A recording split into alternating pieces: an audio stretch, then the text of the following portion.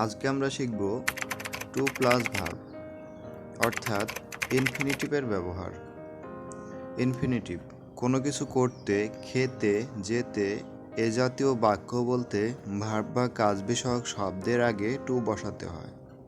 ইংরেজিতে এটিকে ইনফিনিটিভ বলে। যেমন টু প্লে খেলতে, টু গো যেতে, টু ইট খেতে, টু ডু করতে।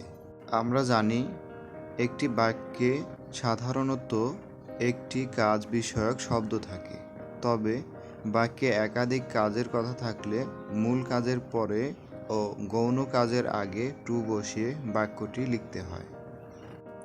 উদাহরণ: আই ওয়ান্ট টু গো আমি যেতে চাই। হি লাভস টু ইট সে খেতে ভালোবাসে। হি লাইকস টু প্লে সে খেলতে পছন্দ করে।